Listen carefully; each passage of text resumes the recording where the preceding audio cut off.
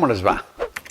Están conmigo la doctora médica anestesióloga Belén Benítez, a quien ustedes ya conocen. Muchas gracias, Belén, por estar aquí. Muchas gracias, Carlos. Y está el abogado Gerardo Talavera, que me ha sido presentado precisamente por Belén. Y estando ella,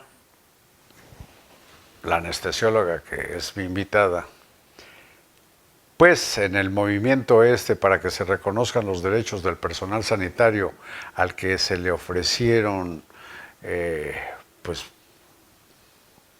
respeto a sus derechos laborales, pero no les han cumplido y creo que no les cumplirán, doctora. Vamos en Estando eso. en eso, van en eso. Ella tiene conocimiento de que en algunos hospitales de la capital del país se han venido asentando migrantes de los que desde Tapachula pretenden llegar a Estados Unidos, y en algunos hospitales, Gerardo, parece que hay campamentos en los que la situación está de la patada y afecta los asuntos de salud. ¿Cómo es esto?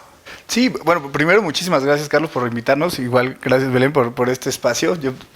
Básicamente, yo trabajo en una organización de sociedad civil que trabajamos en redes y damos asistencia humanitaria a las personas en Ciudad de México. Estas personas, como bien dices, vienen desde Tapachula, pero también vienen desde el Darién, también vienen desde Argentina y vienen caminando. Eso es un camino... Algunos desde África. Exactamente. Cruzan... Medio Oriente. Y el punto más cercano pues está en Brasil. Entonces cruzan desde allá y van caminando buscando, esto es importante decirlo así, buscando un mejor futuro, una realidad distinta y protección. Entonces, ¿qué está pasando ahorita en los hospitales? Que están empezando a haber concentraciones de personas que están buscando esto, un mejor futuro. Hay que tenerlo muy claro ahí, alrededor de la protección internacional. Y pues, ¿qué está pasando? Que simplemente hay una desatención continuada que puede haber empezado en Argentina. Pero a ver, en Ciudad de México, ¿en qué centros hospitalarios? Sí, pues Hospitales del Juárez es uno de los principales detectados. Casi todas las clínicas públicas. La zona de Tláhuac, afuera también de la zona de Tláhuac, ahorita hay una concentración de personas que están básicamente habitando las calles. Alrededor de la colonia Juárez también hay un grupo de personas que están alrededor de la Clínica 6, que está en la calle de Lucerna. No, o sea, hay muchas personas que están alrededor de muchos espacios. ¿Y estos campamentos como cuántas personas los integran? Sí, el número es un poco difícil llegar a un total porque hay unas personas en tránsito, pero hay otras personas que quieren quedarse en Ciudad de México. Entonces, en estas dos poblaciones, digamos, llega a haber, por lo menos la Comisión Mexicana de Ayuda a Refugiados presenta que ha recibido más de 15,000 solicitudes en el transcurso del año. Entonces, el volumen mínimo, diría, es ese, porque las personas que no pasan a pedir refugio a la ciudad están en tránsito. Y en esas pueden ser lugares 50. Como alrededor del Juárez, pues entre 500 y 1,000 personas. Entre 500 y 1,000. Exacto, como los albergues. Que además parece que de día puede disminuir el número, pero en la noche vuelven a concentrarse. Y esta situación, Belén Benítez, parece que está teniendo efectos en la salud, desde luego los migrantes, pero quizás ha repercutido también en la salud de mexicanos que viven aquí y que tienen problemas de atención, o no sé. Hay algo muy importante que tenemos que señalar aquí. La Ciudad de México es una ciudad hospitalaria y la Constitución dice que las personas que migran y que están en transición hacia la migración o durante su camino tienen el derecho de tener todos los derechos humanos que nosotros los mexicanos en esta ciudad. Entonces... Sí, la Constitución de Ciudad de México mandata o establece que Ciudad de México es un virtual santuario, un refugio para cualquier persona que esté en tránsito, para los migrantes. Así es. Entonces, bajo esta premisa, las personas que se encuentran alrededor de nuestros hospitales, como médicos, como enfermera, como personal de salud, debemos de atenderlos con la mejor calidad. Pero ¿qué es lo que pasa? se rebasa la capacidad de atención con tantas personas y entonces tenemos la obligación de atender a 2 poblaciones, que en realidad es una, que son personas, y no se da abasto. Entonces se le llama a la jurisdicción de cada delegación para pedir apoyo. En cada alcaldía. Exactamente. Entonces el problema es que no se cubren las necesidades ni de la población local ni de la población en tránsito. Y esto ocasiona que la población que está alrededor de esos centros hospitalarios pues vive una situación de muchísima precariedad. Estamos hablando en el Juárez, por ejemplo, que ya hay un caso confirmado de malaria, es una paciente embarazada.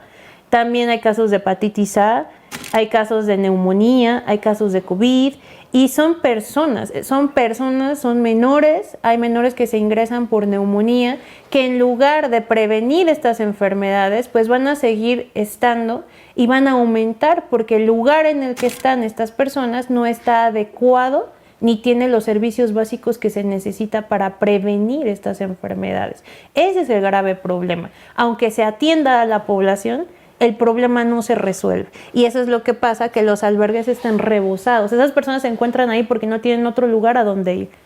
Sí, totalmente, totalmente. O sea, y esta es parte de las capacidades del gobierno y de la sociedad en México. O sea, el número de migrantes que puedan transitar o puedan quedarse para buscar protección en la ciudad no va a ser tan grande como el número de personas en comparación a Tapachula, por ejemplo. ¿Y entonces qué está pasando ahorita? Sí, se está viendo un alcance, un límite. Hay mucha gente. Bueno, los compañeros del Juárez me comentan que nunca habían visto tanta gente alrededor, que siempre llegaban unos pocos y volaban, ¿no? Sí. Y se les atendía. Pero ahora hay demasiados. Yo diría muy breve 3 cosas. Una, sí, se está llegando a un límite de capacidades del gobierno por responder a estas necesidades, por eso son emergencias humanitarias. Claro. O sea, tiene que haber una posición de reconocer que hay una emergencia humanitaria alrededor del flujo migratorio, independientemente del plan de vida de la persona. Aquí, ¿no? Algunos sí, otros no. La otra es también esto, son personas que vienen siendo afectadas y violentadas en una ruta migratoria. O sea, estar en Ciudad de México es una consecuencia para muchos. Claro. Consecuencia de la violencia, consecuencia de secuestros, consecuencia de extorsiones. O sea, en México y afuera de México, en toda la ruta migratoria.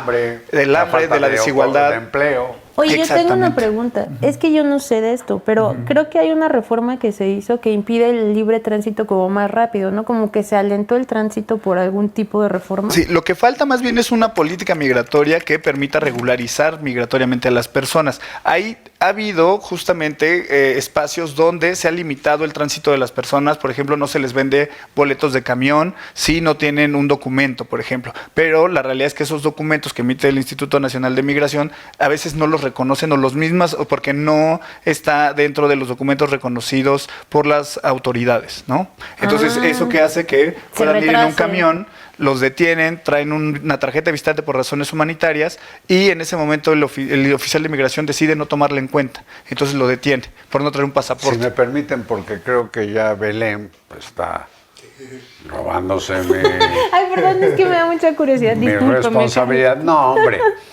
Pero me llama la atención en este punto que están abordando que hasta donde entiendo, en la frontera sur, el Instituto Nacional de Migración, cuyo director, no hay que olvidar, sigue impune, pese a la muerte de 27 seres humanos en una de estas cárceles migratorias allá en Ciudad Juárez, bueno, el señor Garduño.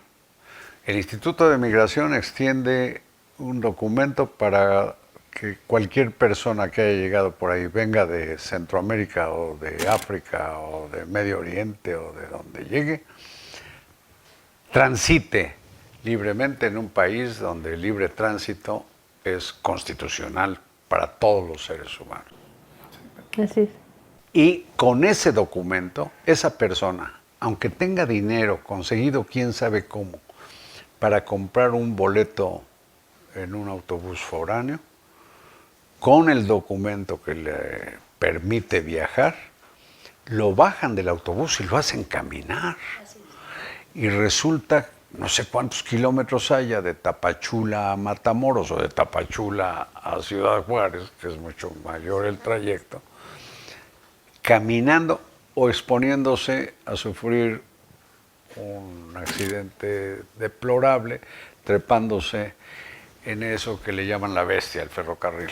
Sí, la bestia es una de las rutas migratorias de lo que hoy es una serie de rutas migratorias que todas, como bien dices, gracias a esto que mencionas, es que hay niveles de inseguridad, de extorsión, pues esto, de parecer un juego de serpientes, de escaleras. Asesinato. Exacto, como un violación. Yo digo que es como las Trata. serpientes de escaleras del terror, porque depende de dónde te toque, es qué va a pasar, ¿no? O sea, los pueden parar, apenas en Huichapan nos reportaban en la Sí. red ODEM que bajaron a las personas, se subieron en el tren, pararon el tren, bajaron a las personas y siguió el tren, ¿no? Entonces, este tipo de reportes nos pasan en toda la ruta, nos pasan obviamente alrededor de personas que están buscando protección, que eso es lo que no tenemos que dejar de ver. Tiene que haber alguien, el objetivo del Estado mexicano, como de todos los demás estados que están alrededor de estos flujos, es que tienen que proteger a esas personas. Y el derecho a la salud, que es un derecho universal, ¿no? Se tiene que garantizar en todos los espacios. Digo, aquí en Ciudad de México es reconocido porque hay un nivel de capacidad de respuesta muy grande. Ahí es donde muchas personas de otros estados vienen a atenderse médicamente, ¿no? Es de los pocos lugares que tienen atención psicológica, ¿no? Hay muchos componentes diferenciados de la Ciudad de México a otras partes del país, y que llegar a este tope de capacidades y no tener una respuesta como ciudad digna para las personas, pues es sobreexponer a las personas, pero también es hacer que nuestras comunidades tengan pues retos o nuevos temas que pueden ser por no trabajar la emergencia, ¿no? Bueno, por lo pronto, en Ciudad de México se están dando concentraciones que no tienen Se una rebasan a razón los albergues. humanitaria, justa, digna, pues para que esto siga permitiéndose. Y yo les pido a mis invitados que permanezcan acá. Vamos a continuar viendo cómo está este problema migratorio y si tan mal les está yendo en Ciudad de México, cómo será en otros lados. ¿Aguantan aquí? Claro que sí. Muchas gracias a ustedes y hasta mañana.